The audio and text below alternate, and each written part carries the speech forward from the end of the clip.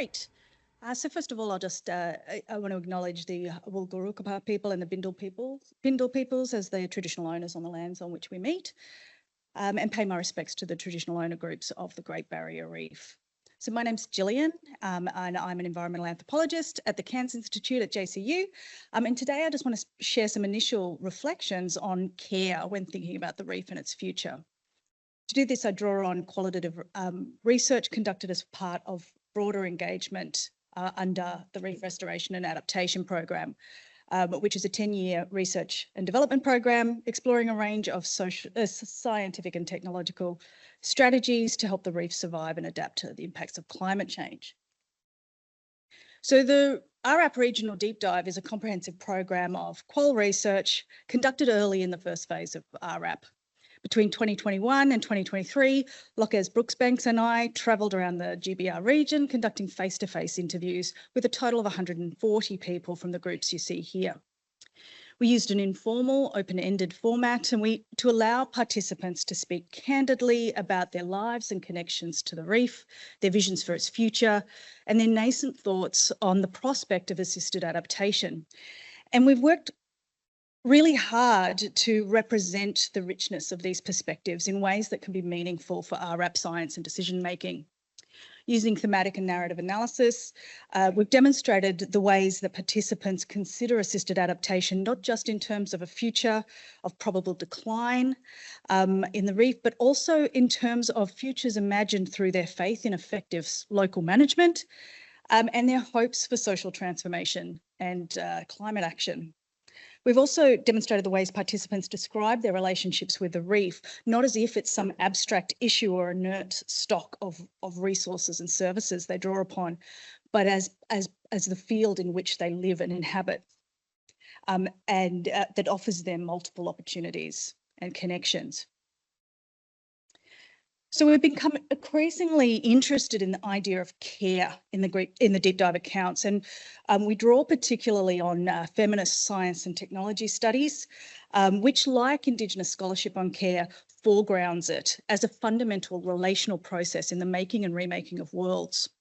Now, in highlighting care's ubiquity and importance, these scholars are particularly interested in thinking about why care is routinely left out of the stories told within Western technoscience.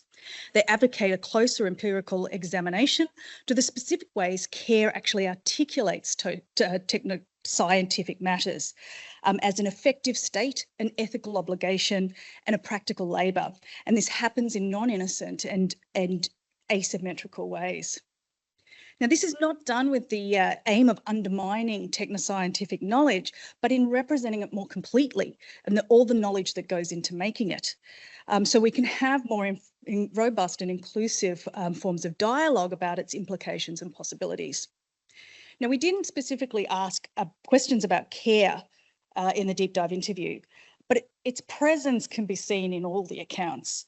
And we're still very much trying to make sense of all the ways it's talked about. But the key point I want to share today, draws upon a distinction made by Donna Haraway. And Haraway writes that as we're embedded in particular relationships, we not only cultivate a debt to the others that make those relationships possible, we cultivate the ability to respond or to answer to that debt. She calls, in other words, care is not just about acknowledging our obligation or our responsibility to respond to the others with whom we live. It's also an ongoing process of learning how to be responsible in our relationships with them. Now, deep dive participants form relatively coherent narratives around their responsibility to care for the reef. Connecting this to their embeddedness, the fact that they can't be separated from everyday instrumental, intra-active, that's mutually co-constitutive relationships with the reef, and how this implicates them in the reef's future and its precarity. So in the top left quote here, a traditional owner very succinctly acknowledges care as in terms of, if you hurt the reef, you hurt us, our ongoing connections with it make us who we are. In the quote underneath it, a reef scientist uses quite a few more words to say something similar. talking about the security they gain in their ordinary, everyday embodied relationships with the reef, and then talking about his care for the reef as an acknowledgement of how he needs it to survive. Just to survive. And in the last, a government officer describes how little hope she has for the future of the reef in the context of climate change, but struggles to imagine what ceasing to care in this environment would be. In contrast, I don't have a coherent recipe for what responsibility looks like in the deep dive. I mean, according to Donna Haraway, this is because learning to become affected and learning to respond well is always ongoing, experimental, uncertain, unsettled, inventive, and precarious. Now, I tried here to create a very simplified schema of the different care practices that we see in the deep dive, and to demonstrate first that responsibility is not only cultivated in direct relationships with coral and reef and the materiality of the reef, but also at a community level through practices that strengthen connections between families, kin, generations, teams, organisations, institutions, and etc., and build and share collective skills and knowledge, cultural authority, pride, infrastructure policies, so on. It's also cultivated exogenously as traditional owners and other reef managers, tourism operators, aquarists, and activists work to provoke effective encounters or effective connections between the reef and the public, to build awareness and responsibility for the reef's future and to encourage practice change and climate action. But of course, deep dive participants also talk very much about caring directly for the reef. And on the left of this slide, I've captured 4 broad modes or logics of caring for the reef.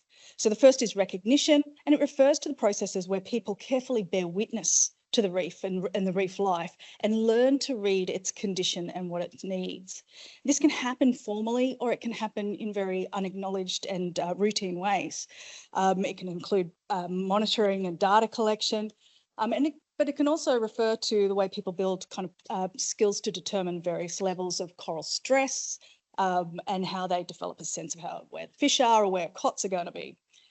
Respect refers to practices where people moderate their actions in regard to the reef in order to prevent damage and pressures about it. But they think thoughtfully about the reef. This also can be very formal, protection and customary practices that regulate what people do. But it can also include less formal acts of courtesy, like fishers spelling particular reefs to allow fish to repopulate, and people picking up a bit of plastic on the beach or refraining from using damaging anchors. Reparation refers to actions aimed at addressing the damage that has occurred from cyclones, things like that, bleaching, shipping accidents. It can include rescuing injured wildlife, fishery stocking, and so on, and also include things like replanting fragments of coral and coral gardening. And finally, intervention refers to actions, and these are more novel, taken in anticipation of damage and loss, and can range from things like small restoration projects and coral nurseries to biobanks, and of course the activities being explored under RRAP. Now, I would love to go into more details about the difference. This is falling down. Sorry, thanks. Can you hear me? Yeah, okay, so it doesn't matter. Yeah, that's thanks. So yeah, I'd love to go into more detail about this, but being mindful of time, I'm just going to circle back to my earlier definition of care as a fundamental process in the making and remaking of worlds. I just want to say that simplified definitions of care that consider it only in terms of what specific outcome it achieves reduces the stories that we can tell about care in the reef.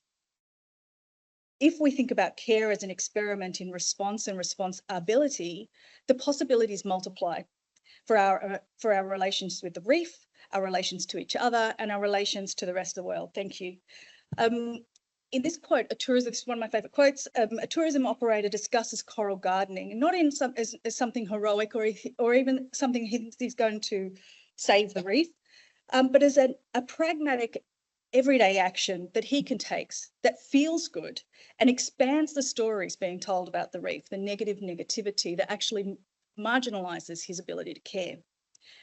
It builds his skill and knowledge as a carer, but it also cultivates broader networks of responsibility through the institutions that he mentions there. So I'm going to end finally with a lovely shorthand from the feminist literature, keeping the cares together. It denotes the importance of holding on to care, the cares that attach us and connect us, whatever they might be for.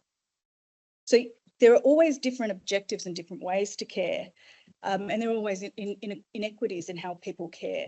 But if we rush to determine what the best form of care is, we risk excluding and marginalising these. So keeping cares together in all its ambiguities and differences is one of the ways we assemble Reef Futures. Thank you.